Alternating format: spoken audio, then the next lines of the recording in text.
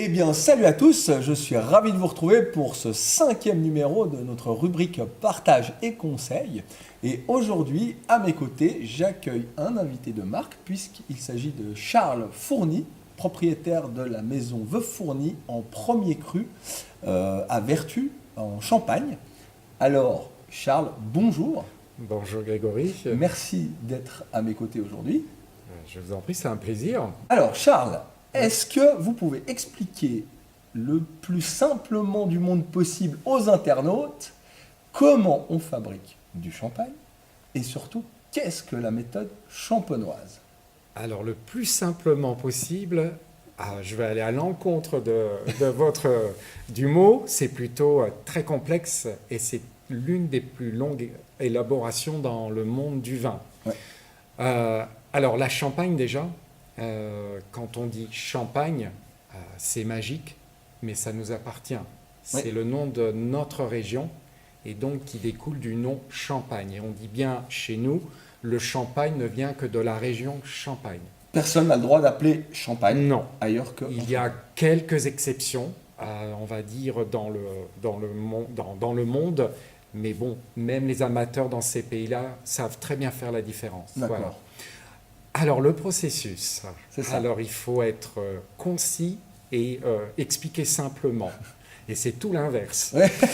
Alors, en fait, évidemment à base de raisins, à partir de nos vignobles, cueillette, on va dire maintenant vers le mois de septembre, cueillette à la main, à la machine, c'est interdit par la loi pour la qualité. Hein. Tout à fait.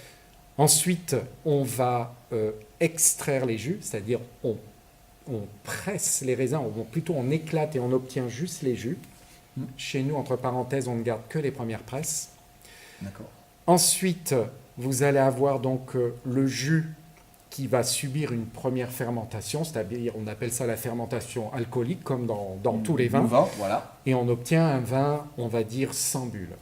Ensuite, ces vins vont être dans des cuves sur lit, la lie vient de la fermentation, pendant 6, 7, 8 mois, donc cuve, foudre ou barrique.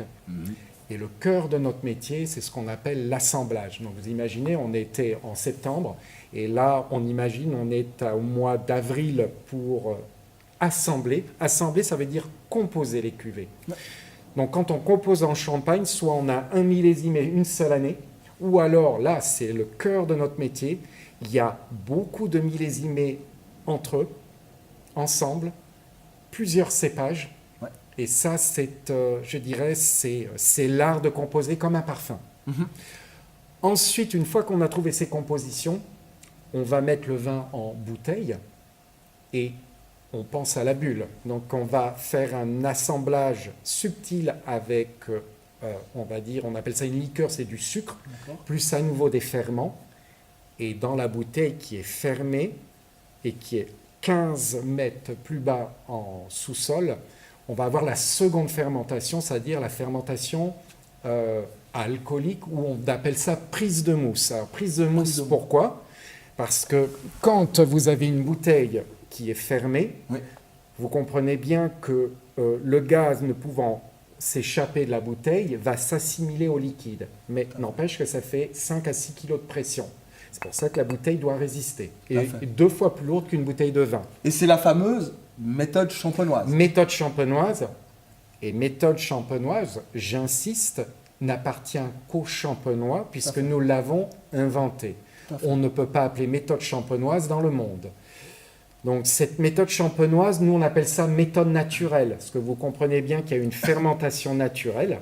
Et ensuite, le vin en cave, enfin on va dire le champagne, va rester, la loi dit 15 mois, ou alors chez nous c'est plutôt pratiquement 3 ans, pour d'autres cuvées 5 ans, ou voire 15 ans, 20 ans. Ouais, ça fait des... Voilà, hein, donc il y a un contact avec les lits, donc il y a tout un travail, on libère des tas d'éléments, des arômes, etc. Et quand on décide, imaginez dans 3 ans, cette bouteille, on veut la déguster, évidemment on pourrait la vendre avec son dépôt, d'ailleurs ce qui nous permettrait de les vendre en primeur, parce qu'il ne faut quand même pas que j'oublie que nous nous chargeons des vieillissements. Ça veut dire que quand le client l'a, ce n'est pas lui qui va attendre 3 ans. Donc c'est toute une différence, même au coût des coûts de fabrication. La fabrication, ouais. Donc on va la mettre sur un pupitre que vous avez vu, hein, c'est traditionnel, ou une machine à tourner, c'est le même travail. Et on ne peut pas dire, tiens, le dépôt va descendre tout seul. Non. Non, c'est trop léger. Donc on va l'incliner comme ça. Et chaque jour, on va tourner un huitième, un quart, ça dépend comment on décide. Ouais. Et tout en remontant progressivement la bouteille qui va terminer sa course comme ça. Exactement, la tête en bas. Voilà, et la tête en bas, donc le col de la bouteille est là. On va avoir le dépôt hein, à peu près avec ça. Et on se dit, tiens donc, il va falloir le faire disparaître. Donc on va plonger le col de la bouteille dans une solution à moins 30. Donc ça, c'est une méthode qui existe depuis... Chez nous, c'est les années 30 hein, quand même, c'est pas nouveau. Et vous imaginez que pendant quelques minutes, il va avoir une formation d'un dépôt à l'intérieur, enfin un morceau de glace à l'intérieur de la bouteille qui emprisonne ce dépôt. C'est ça. Ensuite, avec un geste tout à fait agile et adroit, on ouvre la bouteille et vous vous souvenez, il y a une pression. Ouais, 6 Donc bars. là, voilà, à peu près, la pression va expulser le morceau de glace et après il y a un geste pour que le reste ne suive pas. C'est ça. Donc ça fait partie du savoir-faire. Et ensuite, la bouteille est tout à fait claire, c'est-à-dire limpide. Et c'est là que l'on va rajouter les quelques grammes de sucre que l'on appelle le dosage pour en gros équilibrer l'acidité, le côté, on va dire, salin et la texture des vins. Et après, on met le bouchon définitif, Voilà. le muselet, et ensuite, on attend encore quelques mois. Après, il y a l'habillage, et après, ça vient ravir les papilles dans les différents pays. Donc, en gros, c'est le plus long processus et le plus complexe processus au monde du vin. Alors, Charles, Oui. qu'est-ce qui différencie la maison Veuve Fourny des autres maisons finalement? Très bien. Alors, question. Très bonne question. Alors, c'est sûr qu'il y a des différences. On est quand même une grande famille avec une belle diversité. Je pense déjà, pour un premier temps, c'est la région. Alors, la région, brièvement. Hein. Ouais. Vous avez Reims au nord, vous avez Épernay au centre, vous avez et Troyes, c'est-à-dire carrément au sud. Nous, on est au sud d'Épernay, dans ce que l'on appelle la Côte des Blancs. Je vois que vous avez amené J'ai amené, quelque on va chose dire, de spécifique. Ah ouais. Là, L'ADN, j'en suis vous avez fier. dit. L'ADN, ouais, presque. L'ADN. Et en fait, on est en Côte des Blancs. C'est une petite langue de terrain de 15 km, mais c'est l'une des plus prestigieuses en Champagne. D'accord. Chaque village est classé premier ou grand cru. Donc, quand on est dans beaucoup de maisons, on garde les raisins venant de ces endroits pour faire le top des cuvées. D'accord. Nous, on a une grande chance. On a tous nos êtes vignobles dedans. là, et donc de A à Z dans notre gamme, tout est sur la même, on va dire, la même base. D'accord. Voilà. Alors, Côte des Blancs, alors ça paraît, ça vient donc d'une mer qui s'est formée au secondaire, c'est de la craie, et c'est l'une des craies les plus pures au monde. Hein. Vous voyez, Grégory, on peut voir, c'est carrément de la poudre. Hein. On peut l'utiliser à l'école. Enfin, maintenant, on devrait, hein, pour aller dans quelque chose de plus organique et respectueux de la nature, on devrait écrire comme ça à l'école, à nouveau. Et donc, cette craie, elle couvre nos terroirs. Et la Côte des Blancs, elle est différente, c'est-à-dire qu'il y a très peu de terre au-dessus et les racines plongent directement là-dedans. Donc l'avantage, c'est que c'est une magnifique machine à drainer, mais surtout au niveau des vins, ça apporte une légèreté, une élégance. On appelle, vous savez, en troisième bouche, souvent on dit il y a un côté salin. Bon, on dit minéral, mais j'aime pas trop ce mot-là. Mais ça, c'est... on ne peut pas copier. Ça nous appartient. Donc, je vais venir montrer aux internautes le sol, donc. Voilà, la composition du sol. Voilà, la craie, hein, et on peut voir, hein, très friable. Ça marque, il y a des dépôts dans le fond de oui. Ça marque les mains, c'est très très fin. Hein. Voilà, et donc ça, c'est l'une des signatures de notre maison, hein, puisque nous, tout est basé là-dessus. Alors Charles, Oui, ici nous avons 3 cuvées que la Maison Dro distribue. Ouais. 3 de vos cuvées. Est-ce que vous pouvez nous donner une petite explication, des petites précisions sur ces 3 différents champagnes? Alors, peut-être, il est quand même bon d'insister sur le fait que là, on peut voir le premier cru.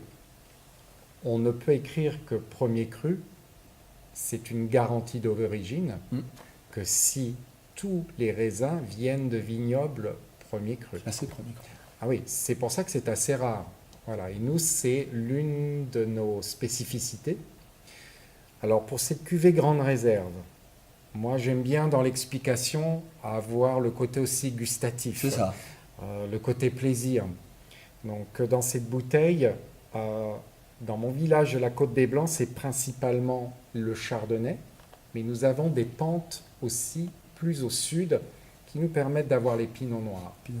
Donc là, c'est chardonnay, en gros 80%, et c'est ce que l'on va avoir comme premier plaisir. Le chardonnay vous apporte ce côté citronné, rafraîchissant. Ensuite, vous allez avoir cette longueur en bouche, on le sent souvent.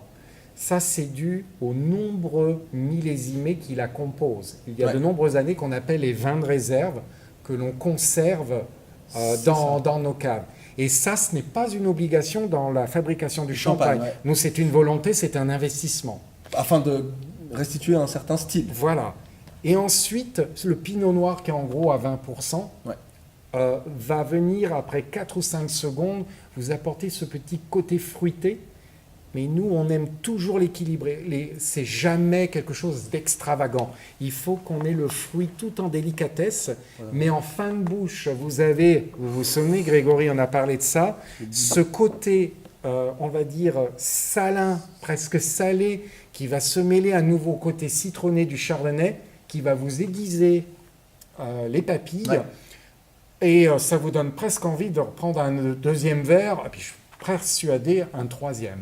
Voilà. On n'est pas dans la saturation. Non, et c'est justement la différence entre, je pense, un bon champagne et, on va dire... Le midi, là, ça donne envie de prendre une coupe. Écoutez, moi, ça me tente. Hein. Et puis, ce sont des champagnes très peu dosés. Là, on appelle brut. Donc, c'est quelques grammes de sucre. Et c'est assez rare encore en Champagne. Souvent, les champagnes ou les effervescents comme les Prosecco, par exemple, qui n'ont rien à voir avec le champagne, il y a des grammages très, très élevés. Et on sait que le sucre est fédérateur. Hop, on dit, ah ouais, mais en fait, au bout de 2 verres, ça va plus. C'est ça. Voilà. Et donc là, on recherche le côté rafraîchissant, le côté élégant et le côté subtil. D'accord. Voilà. Donc ça, c'est pour la grande réserve. Alors ensuite, là on passe dans le domaine des rosés. Alors là, on a une couleur rose. Alors, on va l'ouvrir pour regarder la couleur bientôt. Là, on a moitié pinot noir, moitié chardonnay, toujours en premier cru. Et donc là, on va faire avec le pinot noir une macération pour obtenir cette couleur rouge. Ça, j'ai expliqué dans une vidéo d'ailleurs. Voilà, donc c'est très bien, vous avez déjà fait l'éducation. Et donc ça, c'est l'une des fabrications les plus difficiles et complexes à faire. Il faut avoir une couleur non rouge, ni trop pâle, on est entre les deux. Et encore une fois, quand on prend ces rosés de champagne, on doit avoir le côté rafraîchissant, élégant, et ce petit côté fruit rouge en fin de bouche. Et ça, c'est le même travail qu'en parfumerie. Un excellent parfum, c'est pas celui qui inonde toute la pièce. C'est le côté subtil. Et pareil, il y a quelques grammes de sucre. Voilà. Donc c'est un brut sans année comme le premier. Ça veut dire qu'il y a plusieurs années ensemble, composées. Et il y a une multitude d'endroits différents dans le même village. D'accord. Voilà. Et puis vous avez le rosé Vinotech. Donc à la différence avec le premier, on est sur la même élaboration, c'est-à-dire très complexe à faire. Mais là, on a MV12. Ça fait un peu James Bond. C'est ça. Hein? Alors là, il faut dire que la loi champenoise est très très stricte. C'est que nous avons... Vous voyez 12, ça veut dire en fait l'année 2012. Mais comme on a rajouté ces fameux vins de réserve à 3-4 grammes, c'est pas beaucoup, hein, Non. c'est pour apporter plus de longueur en bouche et de complexité. Ouais. Nous n'avons pas le droit d'écrire la date. Ah, Donc ça d'accord. veut dire multi-vintages, on peut même pas le mettre en français. C'est ça. Ça veut dire différentes années, mais assemblées à l'année générale 12. 2012. Donc pour faire simple, c'est un rosé millésimé 2012. Ouais. Voilà. Et Quasi toujours premier cru. Toujours. Et là, on est en extra brut. Alors pour faire vite, Ouais. des bruts en champagne, l'ajout c'est entre 6 et 12 grammes par litre. D'accord. Un extra brut, là, on est à peine à 2 grammes par litre. Ouais. Et chez nous, on fait même des bruts zéro, c'est-à-dire sans rien. Voilà. Donc, pour l'explication de ces 3 champagnes qui vont d'ailleurs parfaitement en apéritif, c'est le roi de l'apéritif, le champagne. Tout à fait. Mais, depuis, on va dire une dizaine d'années, on s'aperçoit que le vin de champagne, d'ailleurs, qui est considéré comme un vin. Rappelez-vous, peut-être que vous êtes un peu plus jeune que moi, mais il y a encore 30 ans, un vin de champagne, c'était festif et on en oubliait presque que c'était un vin. Pourtant, c'est un vin, c'est une expression d'un terroir. Et donc, c'est un vin qui peut parfois, on peut poursuivre la dégustation avec des mets. Tout à fait. Donc, des mets sélectionnés, souvent à base de poisson. Et on peut faire maintenant de plus en plus, ça devient Le une repas complet. tendance, un repas C'est le repas complet. de champagne, ouais, c'est Et vrai. la différence, c'est que quand vous ressortez, bon, si vous avez un peu consommé un peu plus que la normale, vous avez juste une euphorie, mais vous n'êtes jamais, on va dire, fatigué. Et le lendemain, c'est parfait, vous êtes tout à fait clair. Et on dit que c'est le seul vin dans le monde qui rend les femmes encore plus belles. Voilà. On va finir sur cette jolie conclusion. Charles, merci beaucoup Voilà. pour ces explications tout simplement. Ouais, je pense-